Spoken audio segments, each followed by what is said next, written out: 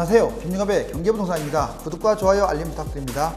여러 나라가 위기를 타개하고자 사상 최대의 부양책을 쏟아내고 있으며 국제 간 공조도 이루어지고 있어서 단기간 주식 상승폭이 무섭습니다.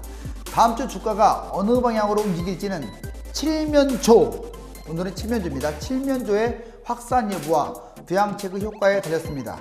달러와 금, 유가는 약세, 은은 강세입니다. 시장이 상승 방향으로 턴을 한 상황에서 박수권 상단이 어디일지가 정확하지 않으므로 인버스나 개별 주식 모두 투자에 신중해야 합니다. 자, 그렇다면 지금부터 어떻게 해야 이 난국을 헤쳐나가고 큰 돈을 벌 수 있을까요? 정말 이 손이 시커멓죠. 이 달러를 향한 손. 자, 정말 금융위기에 아주 위험한 상황이 도래하고 있습니다. 이제부터가 금융위기다. 가난을 탈피하고 부자 되는 5가지 방법, 꼭 5가지가 아니래도 오늘 이 투자만으로 여러분들은 부자가 될 수 있습니다. 코스피가 하락장 ETF 투자 시에 유의할 점, 지금은 전반적으로 큰 틀에서는 하락장이 맞아요. 자, 이제 어디까지 반등을 하느냐가 궁금하겠죠? 코덱스 200 선물 인버스 2 곱하기 코덱스 레버리지 개별 주식 빚내서 투자하는 거, 비중 높거나 거액 투자. 지금 제가 말씀드린 것은 신중하거나 하지 말라는 거예요. 코덱스 200 선물 인버스 2 곱하기는 센 거잖아요. 코덱스 에버리지는 상승장이나 투자하는 건데 아직 지금 뭐 2천 간다는 보장이 없잖아요. 개별 주식도 지금 너무 많이 올랐어요. 단기간에. 빚내서 투자, 비중 높거나 거액 투자 아주 위험하죠. 고점에 매수하거나 물타기 하는 거. 즉 주가가 지나치게 빠진 상황에서 사면 인버스가 고점이고, 지금처럼 주가가 코스피가 많이 올라간 상태에서 사면 개별 주식이나 코덱스 레버리지 이런 것들이 고점이 됩니다. 코스피 단기간 폭락 상황을 봐야 돼요. 단기간에 폭등을 했느냐 폭락을 했느냐 이 상황을 봐야죠. 지금은 단기간에 폭락을 했다가 또 폭등을 한 상황이라 올라가는 것들이 부담이 더 됩니다. 2주 이상 장기 투자하는 것도 금물이에요. ETF는요 웬만하면 한 1, 2주 정도 묻어놓거나 아니면 상황에 맞춰서 계속 반응을 하는 겁니다. 오랫동안 묻어놓는 게 아니에요. 멘탈이 약한 사람들 하면 안 돼요. 아예 투자하지 마세요. ETF 주식 투자 시의 점검사항. 자, 투자 점검사항 꼭 이건 아침이 이제 확인하고 본인이 투자할 것인지 말 것인지를 봐야죠. 먼저 칠면조 증가 여부와 전세계 확산 여부. 외국인과 기관이 코스피를 매매하는 거. 즉 외국인이 지금 계속 팔아제끼고 있는데 그래도 주가는 지금 조금씩 반등하고 있죠. 그렇지만 좋은 징조는 아닙니다. 외국인과 기관의 코덱스 인버스, 코덱스 200 선물 인버스 2 곱하기 코덱스 200, 코덱스 레버리지 매매, 즉 ETF 핵심적인 4가지를 매수하느냐 매도하느냐를 보는 거예요. 네 번째, 주요 국가의 증시. 자, 이전에 유럽, 미국, 그 다음에 아시아 이렇게 보면서 우리나라 걸 판단해야 돼요. 환율의 낙폭, 각국의 부양책 및 주가 현황. 지금 파상적으로 부양책이 나오니까 미 다우라든가 나스닥도 또는 S&P 500 지수도 확 뛰었죠. 코스피 1600 분기 여부. 주요 국가별 부양책을 정리 한번 해볼게요. 한국 100조 규모 양적 완화. 한국은행 7월 말까지 무제한 대충 뭐 70조 정도로 예상을 하고 있는데, 자, 미연준 무제한 양적 완화. 미 상원이 2조 2천억 달러를 경기부양 법안 가결했습니다. 그래서 어제 많이 뛰었죠. 중국 50조 위안 8,800조 경기부양책 진행. 자, 유로는 아직 확정된 바는 없지만 EU 27개국 공동 채권 형식으로 7,500억 유로 약 1,000조부터 스타트를 끊을 것 같아요. 최소 이 정도부터 몇천 조가 되겠죠. 자, 그 다음에 G20국가 칠면조 화상회의 이번에 개최했는데 성공 사례를 통해서 이제 성공했던 국가 우리나라도 포함되죠. 사례를 통해서 공동 대처한다. G7 정부 중앙은행 경제 성장과 심리 회복, 즉 모든 조처를 강구하겠다. G7 정부 중앙은행에서도요 지금 계속 양적 완화에 대해서 관심을 갖고 있습니다. 금융위기 주식시장 성공 확률을 높이려면 이렇게 하세요. 자, 이것은 100%가 아닙니다. 참고하시고 확률적으로 접근하라고요. 금융위기 주식시장 성공 확률을 높여라. 60% 이상의 확률을 갖고 있어요. 제가 오늘 엑기스, 그 전에 했던 것들 엑기스를 탁탁탁 찍어주니까 잘 보세요. 최근, 자, 최고, 즉 코스피가 2100, 최저는 1439. 그래서 그 중간선이 1700인데 어제 무너졌고 오늘은 뚫었죠. 자, 여기서 왔다 갔다 하고 있는 형국입니다. 현재 코스피 판단하면 오전 9시 반, 11시 이전에 매매하는 게 일단은 유리해요. 제가 말한 것은 확률적 접근이지 무조건 이렇게 하라는 게 아니에요. 니케이 상해종합지수와 외국인 기관의 포지션을 판단할 수가 있기 때문에 이렇게 9시 반, 한 11시, 보통 한 10시에서 뭐 전후로 하는 게 좋겠습니다. 단기 코스피 등락폭이 크면 쉬는 것도 투자예요. 자, 뭔 말이냐? 코스피 이렇게 등락이 너무 심해. 그럼 이건 어느 장단에 춤을 출지 모릅니다. 또한 1400까지 떨어졌던 게 지금 1600, 1700 언저리까지 올라왔잖아요. 그 과정에서 이게 1500, 1600 이때는 인버스가 좀 위험할 거 아니에요. 상승 얼마까지 상승할지는 모르겠지만 중간 잡으면 2100과 1400의 중간을 잡으면 1700이니까 1700까지는 좀 위험했을 거라고 보여져요. 그런데 지금은 이제 뭐 조금씩 들어가는 건 저는 괜찮다고 봐요. 하지만 무리한 투자는 좀 금물이에요. 왜? 더 올라갈 수도 있어요. 왜? 무제한 양적 완화가 얼마만큼 파워를 가져오느냐, 이게 관점이라서. 그렇다고 상승장 개별 주식을 잡는다? 자, 이미 각국이 찰과상을 입었는데 과연 2100까지 회복할까요? 코스피가? 불가능하겠죠? 그래서 쉬는 것도 투자. 자, 그 다음에 잘 들으세요. 코스피 2% 이내 상승하면 인버스를 매도하는 게 좋습니다. 즉 코스피가 2% 전후로, 꼭 2%가 아니라도 2, 3% 전후로 올라가면 그냥 매도해버리는 게 물리지 않는 길이에요. 코스피 2% 이내 하락하면 인버스를 매수. 오히려 그러니까 인버스가 올라가면 사는 거고 인버스가 떨어지면 팔라, 이런 말이에요. 자, 그 다음에 이번에는 이제 2%가 아니라 2에서 4% 코스피가 상승하면 인버스를 매도하는 게 아니에요. 너무 많이 뛰었잖아요. 그래서 이거 좀 매도를 할까 말까, 이제 관망 포지션을 취하라. 코스피 2에서 4%가 하락하면, 원래는 2% 이내로 하락하면 매수하라고 그랬잖아요. 근데 2에서 4%면 매수를 관망해라. 이번에는 코스피가 5% 이상 크게 올라와 버렸어요. 원래 조금 오르면 인버스 어떻게 합니까? 매도하라고 그랬잖아요. 근데 이번에는 매수를 한번 생각해 봐야 돼요. 왜?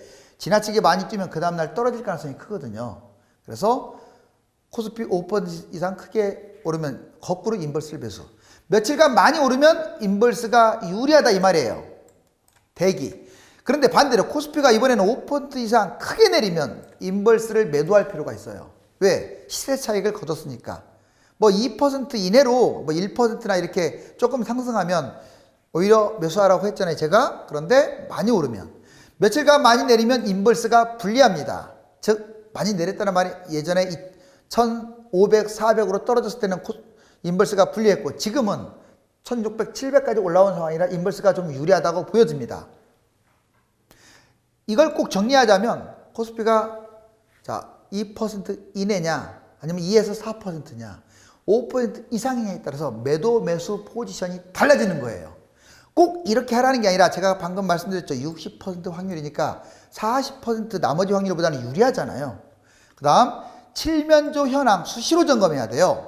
이거 투자하기 전에 국가별 현황, 칠면조 상태가 어떤지, 후유증은 어떤지, 외국인 기관 코스피 매수 현황, 그리고 외국인 기관의 인버스 레버리지 동향 파악, 각국의 칠면조 대책, 각국 부양책 아주 중요하죠. 각국 공조 현황 이것도 파악하고, 코스피와 주요 증시 등락폭, 또 박스권 형성, 그 이전에 움직이는 선물 흐름. 자, 이것까지도 이건 기본적인 것들이에요. 이 정도는 점검하시면서 파악을 해야겠죠. 자, ETF 주식 대응 자세 볼까요? 먼저 ETF 주식 투자의 유의점 가르쳐 드릴게요. 1700 지금 지지선으로 보여집니다. 큰 금액 투자는 금지예요. 지금 자 이제 2100에서 대충 1400대로 떨어져 갖고 중간선이 1700까지 왔는데, 자 이렇게 왔잖아요. 떨어졌다 이렇게 올라왔는데 여기서 더 갈까 떨어질까? 확률적으로는 떨어질 확률이 높아요. 그렇지만 큰 돈을 투자하기는 조금 애매모호한 상황이에요. 단기 상승폭이 큽니다. 그렇죠. 1400대부터 올라왔잖아요. 1700까지. 개별 주식이라든가, 개별 주식은 올라가는 삼성전자를 포함해서 모든 주식 말이에요. 자, ETF, 코덱스 200이라든가 레버리지, 상승장에 투자하는 ETF 말하는 거죠. 신중하시고. 코스피 단기 하락 가능성이 높기 때문에 그래요. 자, 이제 코덱스 인버스 박스권에 대한 대책. 코스피 불확실성이 지금 높습니다. 오늘도 장 막판에 마이너스 됐다가 갑자기 올라가가지고 1.8 이렇게 됐잖아요. 아주 널뛰기를 합니다. 어제 오늘. 외국인 지속적으로 그렇지만 매도하고 있어요. 그것은 중장기적으로 별로 코스피가 지금 올라가지 못한다는 걸 의미해요. 코스피 단기 상승이 과다하므로 인버스는 지금 보유하는 게 좀 좋습니다. 인버스 2 곱하기 코스피 하락 시에 코스피가 내려가면 손절하는 게 맞아요. 이걸 오래 끌고 가면 큰일 납니다. 자, 추가 매수는 신중하시고 안 나가는 게 좋아요. 추가 매수는. 무리하는 선에서 내가 지금 인버스를 하고 싶다 그러면 이 시점에서 1700 전후에서 무리하지 않은 선에서 코덱스 인버스는 유망합니다. 무리하지 않는다는 것은 개인별 차이가 있지만 웬만하면 1000만 원 이하. ETF 주식 점검사항 볼까요? 변동성 장세가 지금 큽니다. 방향성이 포착되면 그때 투자해도 돼요. 지금 여기에서 위냐 아래냐 지금은 위인 것처럼 보여지지만 어제 미 증시가 많이 뛰었음에도 불구하고 코스피가 출렁거리죠. 생각보다 많이 못 가고 그것은 단기 상승폭이 커서 그래요. 칠면조 상황 계속 주시하시고 경제위기 가능성, 국가별 금융대책, 외국인과 기관의 주식 움직임, 국제 공조 상황 이런 것들을 종합적으로 보자. 자, 금융위기 국가별 과정 만약에 이번에 자, 칠면조 사태가 계속 이어진다면 이런 현상이 벌어질 거예요. 크게 원유 원자재 생산하는 국가가 있고 기초재 중간재 생산하는 국가 완성재가 있는데 자, 원유 원장재 중동, 호주, 캐나다, 러시아 등 있어요. 원유 원자재 국가가 자 이렇게 있고 그 다음에 기초 중간재 한국, 일본, 대만, 기타 등이 있겠죠. 기초 중간재 물론 완성재도 하는데 중간재가 좀 많습니다. 그리고 완성재는 주로 중국이 있고 자 그런데 자 원유 원자재 이 국가들이 문제가 발생되면 당연히 기초 중간재 이것도 문제가 발생될 것이고 그 다음에 완성재는 당연히 발생돼요. 물론 거꾸로 갈 수도 있어요. 자 여기 보세요. 자 완성재 금융위기 확률은 거꾸로 갈 확률이 높아요. 그러니까 중위 금융위기가 터지면 자 당연히 연달아서 여기만 해당되겠습니까? 전 세계 모든 나라가 주가 50% 빠진다고 해야 돼. 그 이상으로. 기초 중간재 금융위기 국가, 그 다음에 원유 원자재 금융위기 국가들도 당연히 이렇게 연달아서 일어날 가능성이 큽니다. 이 순서대로 완성이 되지만 금융위기는 이 반대로 갈 확률이 높다. 자, 과거 금융위기 시에 코스피 상투와 바닥, 아시아 외환위기 때 보니까 1138이 고점이었는데 280. 본격적으로는 한 600부터 시작해서 반토막이에요. 자, IT 버블 때는 1059가 480 거의 반토막이죠. 카드 대란 852, 420 딱 반토막이죠. 신기하게 반토막이에요. 지금도 2000이나 2100을 놓고 본다면 1000이 반토막이라서 1000을 예측하는 거예요. 자, 미 금융위기 때 2064에서 938 반토막이죠. 반토막이 약간 더 되는 거예요. 칠면조 경제위기 만약 이번에 생긴다면 현재 2200에서 1439까지 갔었잖아요. 근데 이게 끝났다고 할 수 없어요. 지금 1700까지 올라왔다고 해서 계속 올라간다는 보장 없습니다. 또 내려갈 수 있습니다. 얼마든지. 자, 대략 바닥이 없습니다. 500에서 얼마 전에 찍은 1400 이 사이가 칠면조로 인한 경제 불안. 경제위기 경로를 보면 먼저 크게 이제 우리나라를 비롯한 동아시아권, 동아시아 부품 차질이 생기고 각국이 생산력이 급감하면서 경제위기가 올 수 있다. 두 번째, 자, 중국 내수 시장 장기 침체와 각국 교역 및 투자가 둔화되겠죠. 지금 제조업이 만신창이에요. 경제위기. 이제 각국은 뭐 유럽이라든가 아메리카 이런 데 다 포함돼요. 주요국의 심리적 공황 지속이 되고 역시 각국 소비 위축, 거래 중단이 되면서 금융위기. 어느 방향이 될지는 모르지만 어느 루트가 됐던 자, 공동 금융위기 현상이 발생됩니다. 자, 칠면조가 확산하면 국제 교류가 지금 제한되고 중단되겠죠. 그러면서 점점 경제가 악화되고요. 당연히 주가 폭락할 것이고 결국 그 경제금융이 터지면서 주가 대폭락, 부동산 폭락으로 이어집니다. 자, 자산 대응 방안. 그럼 여러분들이 이 시점에서 뭘 어떻게 할 것인가? 자, 보자고요. 이제 제가 아까 제목으로 5가지 잡았는데 팁 하나까지 해서 6가지 준 거예요. 자, 주식이나 펀드는 개별 주식 펀드 매도 손절매. 자, 개별 주식을 할 때는요. 바닥이라는 확신이 섰을 때 그때 하는 거예요. 지금 평상시라든가 이렇게 많이 올라온 상태는 위험합니다. ETF 상승 종목 코덱스 200 레버리지 역시 저는 투자를 좀 안 했으면 좋겠어요. 그리고 이 시점에서 좀 다음 주 혹시라도 뛰면 매도하는 게 어떨까? 왜? 아직도 외국인들이 계속 팔아들이고 있으니까. ETF 하락 종목 코덱스 인버스는 박스권 상단, 지금 박스권 상단으로는 보여져요. 많은 금액 말고 일단 시도하다가 이제 내려갈 때 투자하는 거예요. 자, 부동산 이건 투자, 나머지는 아닙니다. 자, 고가 아파트 매수 금지.